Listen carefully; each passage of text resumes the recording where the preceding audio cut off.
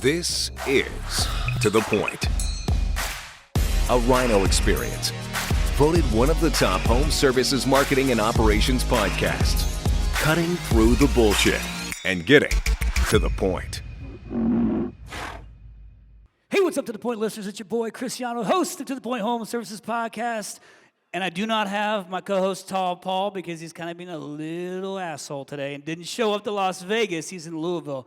But that's okay, because I have an entire audience of co-hosts. What's up? So good!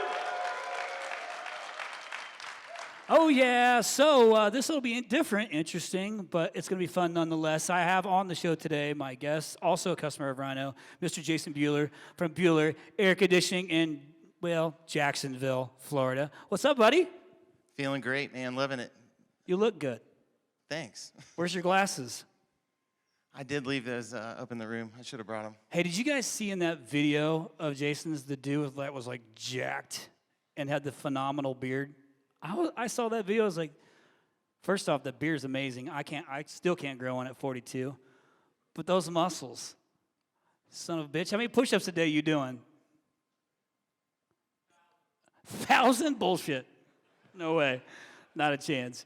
You got some in-shape guys there. Jeez, good grief. Hey, listen, I wanted to share a couple things. One, I want to just say thank you for being willing to come up here and do this. And I think your story is exciting. And when I talk about 5%ers, Jason is a 5%er. He's not the biggest company in his market, but he is doing all the right things he has to do to become a big company in his market. He's a 5%er. He's implementing, and he's done those things. And the reason I want you guys to hear that from him is that way you can hear his input on how he's taken what I've taught him or the account managers have worked with him to learn, implement, put into his business. How hard was it? How easy was it? But then what was the outcome of doing it? The effort, was the effort worth it? You know, that type of stuff. So first and foremost, let's go ahead and let those who don't know who you are, just let them know how you got into trades and then all the way up to where you're at today.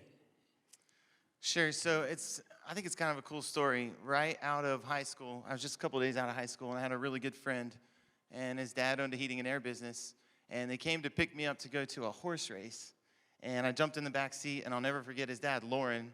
He looked in the rearview mirror, and he said, "Jason, what are you going to do with your life?" And I was like, oh, my gosh, this is so crazy. I said, I don't know, Lauren. I need to get a full-time job. I've got a part-time job. And he said, that's great news. I'm going to make a fine heating and airman out of you. You start Thursday at 6. Do not be late. So I showed up that first day, and it felt like heating and air conditioning really kind of chose me, if you will. And I got into the trade and really loved it. And Dayton, Ohio is where I'm from. So I spent my first 3 years of my career there. And I literally went to Florida on a vacation to visit some family members. Absolutely loved the scene. Packed up and moved there a month later. Went to work for an air conditioning company there. That was a really great, training ground and a place for me to learn some skills. And I kind of worked my way from installer to service tech and then to in-home sales. And I did a pretty good job of that and ended up getting a job with Train as a territory manager. And it was fantastic. It was like, BDR training and all kinds of business classes and things like that. And then the economy started, to really tank. 2008, 2009 were really rough. My job was getting more difficult, and the pay was getting less every year. And my wife, I've got a great, very supporting wife, and we have 3 kids. And at the time, my daughter, it's her birthday today, by the way. Happy birthday, Junebug. Happy birthday, Junebug. She's 12. She's my little princess. For the record, I think we're all pretty much backed by a strong wife. So I'll never forget, it's like December 2009.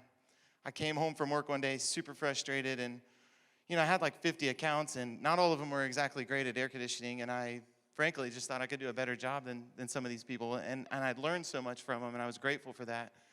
And I came walking in the door, my wife's in the bathroom bouncing little Junebug on her hip, and I said, honey, listen, I need to talk to you about something. And she said, what is it?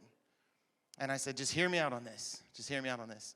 I'm going to quit my job. And I'm going to cash in our 401k and take all of our savings, and I'm going to start my own heating and air conditioning business. And hey, stop right there. Can anybody else relate to that story? Right? So I'm looking at her as I'm telling her this, and she said, stop. And I was like, oh, no, what is this? And she said, listen, I believe in you, and if this is what you want to do, I support you. And from that moment on, it was like failure was not an option. So I started the business, And Wait, what year was that you started it? so I left my job in January 2010, and I had the business licensed and up and running by April. And we just really charged right into the marketplace at that time. There was a $1,500 tax credit, to replace an air conditioner, so that was really nice. That's right, yeah. And we started, direct mail and stuff like that. And we did okay out of the gate there, but the next couple of years were really tough. And we just continued to try and do the right things, generate good reviews and things like that. I felt like we were doing, everything right. But a few years back, I just realized that we didn't market very well. So we ended up, of course, rebranding. And now we've, really accelerated the business in the last few years. I've got some fantastic, unbelievable employees that have helped me get to where I'm at. And they're truly like partners. I've got 3 of them in the back here, Kyle, Matt, and Ryan. Ryan's my sales manager, and Kyle and Matt are my 2 top performing technicians. And man, these guys just kill it. And I'm so glad that they're here with us today. And that's where we are right now. Ashab. Okay, so I want to back up just a second because you actually skipped past a couple things that are really important that I want to share. When you decided to do the rebrand, what was the thought process in that? Because obviously it can be expensive if you look at it like that, like just an expense. You don't understand the reasoning behind it. But what made you decide to make that decision, and what was the outcome? Well, I had a really shitty brand. That's a good reason as any, I guess. Dan told me all about it the first time I ever talked to him. I'm sure he did. No, we were called Air Source America. We wanted to sound like a big brand. So total name change, too. Total name change, total everything. And we knew we were really good at air conditioning. We just weren't very good at marketing. And for many years, a lot of my friends were busting my chops. And they were like, dude, how'd you come up with Air Source America? They're like, your last name's Buehler. How did you screw this up?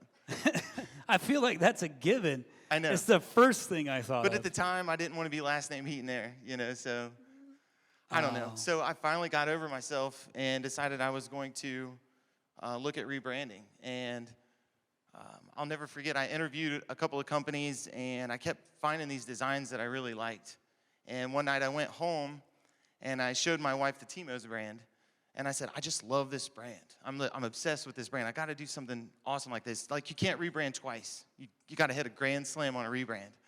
And she said, well, honey, who did that one? And the light bulb kind of went off. I was like, God, I love her. So we started doing some searching, and I got to the KickCharge website. And, I mean, it was, you can imagine, for a small, contractor looking to rebrand, getting on KickCharge's website, I felt like I'd found the Holy Grail, So that's kind of how we got to that point. And then came the cost. Then came the cost, and also just the whole process of doing a rebrand, because, it sounds, looking back now, it's like, oh, man, it's a great brand. Yeah, that shouldn't be very difficult, right? But it was difficult. We were, about a $2.5 million a year contractor, and at the time, I had some doubters for sure. I had some fellow contractors that are like, hey, man, you're really going to fuck this up. People are going to think you went out of business. But looking back, they were jealous of where we were headed, and they probably knew it. Happens often. So we got into the process, and I definitely just started to get a little fearful. We went into it in the winter, and it's kind of a long process. And we'd given some money to KickCharge, and I kind of got in my own head, and I started getting really fearful. Like, gosh, I hope this is going to work. I hope these doubters aren't right about this. And through that process, I was, trying to communicate with Dan and stuff. He could definitely sense, that something was off with me. But I was like, man, I just got to get past this fear. If I can just get past this, I'm sure everything's going to be okay. And my instincts have always been good. And my instincts led me to that decision that I'd made. And once we got through it and got on the other side of it and launched the brand, and everybody loved it, it was like the weight of the world was off my shoulders. And credit to my team, my guys. Ryan was like, dude, you are overthinking this, man. This is going to be a grand slam, dude. Just stop thinking about it. So we got on the other side of it, and, man, it was just a roaring success. And that was, honest to God, Dan Antonelli changed my life. Good grief. That's awesome. So he's sitting in here, too, so don't I know. swell He that head doesn't need any more of it, but I gotta let him have it. No, it's all good. So I appreciate that. And what? One thing that's cool about your stuff is I talked about the 4 Ps, and then I had the 5th P on it, personality. You're lucky enough that in the brand is the personality too. because you can piggyback off the Buehler, so you kind of have that already. So that was a big decision. You made it. It was an investment, not an expense, right? Not a cost. It was an investment. Definitely and an a very investment. great investment, because that part matters. So that was a big decision you had made. And after all that, it turned out, and it was really good. Now, there was another one that you had to make after that you had some struggles with. What was that? Well, we'd been with the same internet marketing company for several years, and they'd done a pretty good job for us. But I started, Dan turned me on to the Facebook groups, where I was able to meet and kind of, meet with a lot of the people that are here and get really inspired by those people. And then I started listening to the Point Home Services podcast. And 3 or 4 episodes in, I was like, man, I love this tracking that you're talking about. And I remember going to Ryan, my sales manager, and saying, listen, we got to make a change. Like, the last time we made this big change and it worked out great, and I felt like we hired the best people in the industry to do it. And I said, I think that this company that I've been listening to on this podcast, I think they're the best. I think we're going to hire them. I don't know how much it costs, but I don't care. We're going to do it. So we hired you guys, and that was, I think, in November of last year. And, it was a little bit slower getting the onboarding process and everything. And then you're in the slow months in Florida, January, February. But as soon as it turned on, like from March on, it has just been gangbusters. And we have just been murdering the competition, and we've got them on notice. Yeah, man, it's been really fun to watch you grow, and seeing how engaged you and the team are in the process, and spending the time in the process with your account manager and going through the gap we talk about. So, are you cool with like sharing any numbers with us? Like, do you have, like, any success you've had or anything that you've had with having implemented this, like down to revenue percentage, anything like that? I mean, I don't mean to put you on the spot. Hopefully, you know them. We're up really big over last year. Last year we did about $5 million. We're close to doing $7 million this year. Through the summer, we were doing $250,000 a year in brand new business that we could track with brand new customers from the website. I've never been able to track stuff like that before. Before I felt like AdWords was like, I just can't participate in that. Like we're not the right company for that. It's too much money. I can't track it. This year we've killed it on AdWords and Google Local. So having the confidence to know that you're going to get the report, you're going to actually see what you're going to get for the dollar, really makes us want to be able to spend heavy. So do you feel like the monthly go through all the data, all this stuff, is worth the time that it takes for you to do it? 100%. I absolutely love looking forward to the reporting call. It's always a really, positive thing. And we've learned a lot, from Rhino and the culture there and the things that you guys are doing to give back and keep your employees engaged. And it's motivating us to want to do the same thing. I love it. So it's always easier for a digital marketing company when you've got an amazing brand. It's always easier. So it's been fun to watch you do it in a market. And that's a decent chunk of growth that you're having too. And maintaining the bottom line is a positive aspect of that. But we're not guessing on numbers as we're scaling, right? Correct. That's the fun part. Is now we're scaling this thing, knowing what it should, what to expect and spend to scale, and to how to manage the revenue. And so that's the whole beauty of this process of tracking these things. Is as much as it can be a pain in the ass to start doing, once you start doing it, it becomes easy. It becomes easier. So those are 2 things. Now you had a third thing that you're like, okay, well, this is the next thing I got to chip away. You got your brand, you got your marketing, and then you show up here. Now, why are you here, Jason? I'm here to learn from the best in the industry, pick up some nuggets, and hire the best sales training in the industry. So you got your branding on point, you got your marketing on point, and you're getting your sales training on point.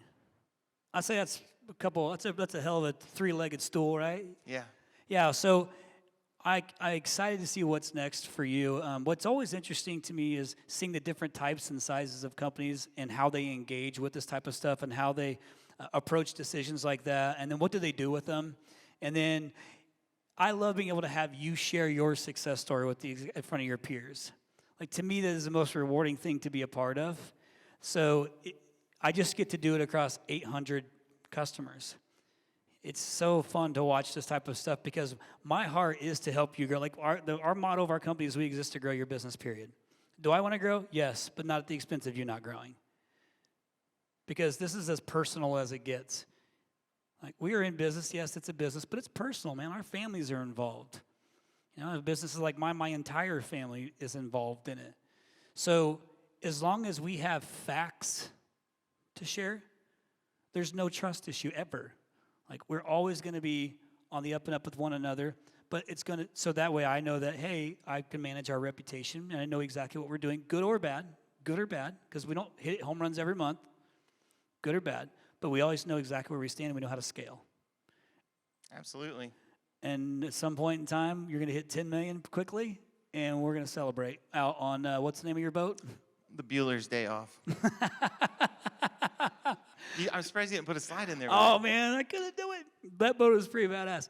I'm going to be there on Saturday, but I don't have any time to go on your boat. But next time. So, last question for you, because we're bumping up against time. And thank you for sharing that story.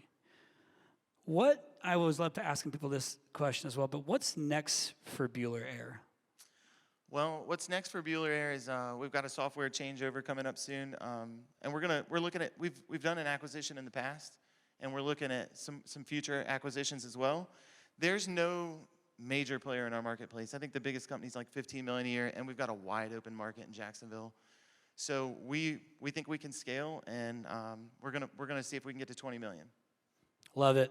Well, listen, man, thank you for coming up here and doing this, sharing the story, sharing some of the details. Thank you for being a 5%er. I'm certainly grateful for, one, our business relationship, but then the friendship that comes from it. And hopefully, man, my hope is that it inspires somebody in here that, I mean, it's not like you're a $50 million company yet, but you're making all the right moves and progressing the right way and keeping the business healthy, but you're making very strategic decisions. So no longer is your gut instinct kicking in because you've got data to support the growth. That's what it's about, man. All these big guys scale companies because they're looking at numbers. It's a calculated risk, right? So listen, man, for the sake of time, too, I appreciate you coming on here. This will probably be the shortest podcast we've ever done in the history To The Point Home Services podcast, but thanks for coming on, man. Absolutely, thank you. Hey, True Grit, thank you for being a part of this. I'm incredibly grateful to have been here in the first place, and hopefully that you guys are able to take something away from what I shared that you can implement and move your business forward. And I'll tell you what, I would love to hear it. For anybody that knows, I'm pretty active in the social groups. I love to hear people's stories. I love when people reach out to me. Sometimes it takes me longer to get to than I would like because of the volume, but I would love to hear if you implement something and you have success stories. Would you guys do that for me? Somebody share it with me if you implement something and something positive comes from it. Will you please do that for me? Awesome. Thank you so much. Well, listen, you got J-Dub coming up soon. I'm excited to hear him. I appreciate y'all. God bless you.